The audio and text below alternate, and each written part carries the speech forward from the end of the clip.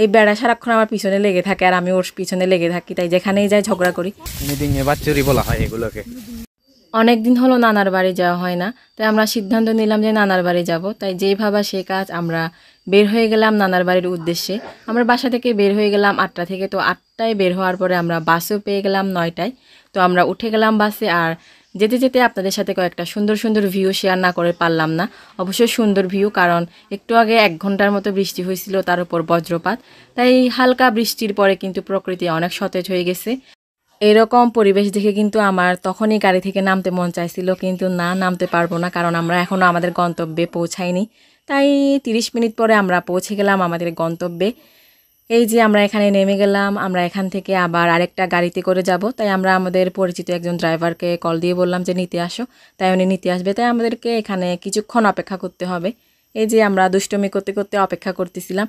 আর একটু পরে আমার বোন কী করলো, একটা আম পারলো, গাছ থেকে চুরি করলো। আর এদিকে আমাদের 2 ভাই বোনের ঝগড়া লেগে গেল।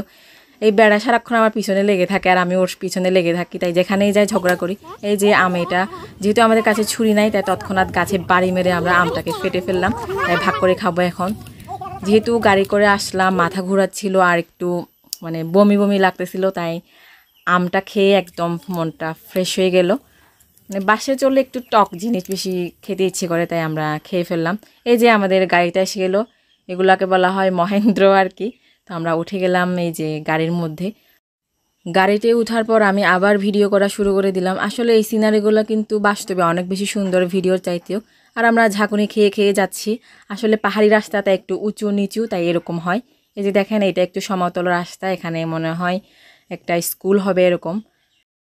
চারদিকে কিন্তু একদম সবুজ প্রান্তর। আমার মনে পড়ে গেল ছোটবেলার কথা, আমরা আগে রচনা লিখতাম, মানে চারদিকে ধু ধু মাঠ প্রান্তর, এরকম একটা অবস্থা, সবুজ শ্যামলে ঘেরা, মানে একদম সুন্দর একটা পরিবেশ। এরপরে আমরা পৌঁছে গেলাম, এই যে দেখেন আপনারা।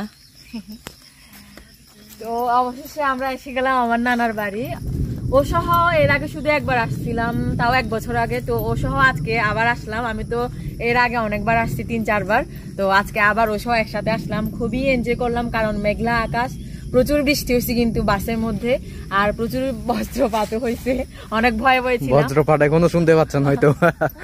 তো আমাদের নানা নানি এখনো জানে না যে আমরা আসতেছি, তো ওদেরকে সারপ্রাইজ দিব। তো চলো যাওয়া যাক। আর এখানে বৃষ্টি পড়ার পরে দেখেন পরিবেশটা এতটাই সুন্দর হয়েছে। দেখেন দূরে খুবই সুন্দর মনোরম মেঘ দেখা যাচ্ছে। তো আমাদের নানার বাড়ি হচ্ছে এদিকে। তো এই মাত্র আমরা হচ্ছে সিএনজি থেকে নামলাম আর কি। এখন পায়হাতা পথ। তো এই পায়হাতা পথের দূরত্ব কত হবে? 10 মিনিট আনুমানিক। এখান থেকে লাগবে হচ্ছে 10 মিনিট। মেট্রো পথে হাঁটতেছি। দেখেন এই যে ফিলিংসটা কেমন বলো? অসাধারণ ফিলিংস একদম। তো অনেকদিন ধরে শহরে থাকতে থাকতে কিন্তু বোর হয়ে গেছি, তাই মাঝে মধ্যে এভাবে ঘুরে আসা ভালো। মানে এটা হচ্ছে যারা শহরে বসবাস করে তাদের জন্য গ্রাম হচ্ছে একটা রিফ্রেশমেন্ট। আর তাছাড়া আজকে এমন একটা পরিবেশের মধ্যে মানে আসার সুযোগটা হয়েছে আর কি। আমরা একটু আগেও বলছিলাম যে বৃষ্টি হয়ে গেছে অলরেডি, পরিবেশটা এতটাই সুন্দর, মানে খুবই ভালো লাগতেছে। মাত্র বাস্ট্রোলে হামলা হয়ে গেল। দেখুন ওই পাশে একটা আছে। কই কই? ও আরেকটা আছে। মানে গ্রামে আসার এটাই মজা। আমরা এখনো বাড়িতেও পৌঁছাই নাই, মানে অলরেডি শুরু হয়ে গেছে আমাদের অ্যাডভেঞ্চার। খুব সুন্দর। এটাও কি বাস? এগুলা কি বাস? মিডিংয়ে বাচ্চারি বলা হয় এগুলোকে। প্রায় 10 মিনিট হাঁটার পরে আমরা পৌঁছে গেলাম। এই যে এটাই হচ্ছে আমার নানার বাড়ি। হয়তো আপনাদের সাথে এর আগেও শেয়ার করছি, তো আবারও আমি নতুন করে আপনাদের সাথে শেয়ার করলাম আর কি। আর আমরা ডাক দিলাম নানা নানিদেরকে, মনে হয় ঘুমাচ্ছিল, কারণ পরিবেশটাই ঘুমানোর মতো। আর নানা নানি জানতো না যে আমরা আসবো, এক প্রকার সারপ্রাইজ দিলাম আর কি ওনাদের জন্যে। এই যে দেখেন, এখানে কিন্তু ধানের বস্তা তুলে রাখছে পুরা সারা বছরের।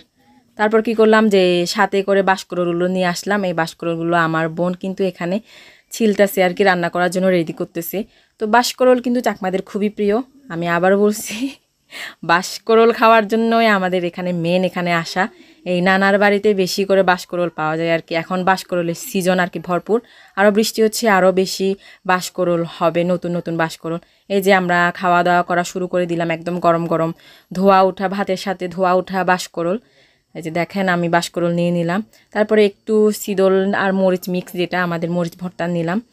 আর এখন সেই খাওয়া শুরু করব, অনেক খিদা লাগতেছিল। আর চট্টগ্রাম থেকে মহালছড়ির দূরত্ব কিন্তু প্রায় 3 ঘন্টার মতো, তাই আমরা 3 ঘন্টা জার্নি করে খুবই ক্লান্ত আর ক্ষুধার্ত হয়ে গিয়েছিলাম। আর দেখেন, আর মরিচ ভর্তার সাথে তো ওয়াও জাস্ট জমে যায়, গরম গরম একদম পুরা সেই ফিল নিয়ে আমি খেলাম বাঁশকরল আর কি, বাঁশ খেলাম আর কি। এই বাঁশকরলগুলো কিন্তু একদম ভালো করে সিদ্ধ করে তারপর রান্না করছি, যেহেতু এগুলো একটু তেতো তাই অনেকক্ষণ ধরে সিদ্ধ করতে হয়। অনেকক্ষণ ধরে সিদ্ধ করার পরে যায় যে তেতো ফ্লেভারটা থাকে ওইটা চলে যায়, তাই আরও বেশি মজা হয়। খেতে খেতে আপনাদের থেকে বিদায় নিব।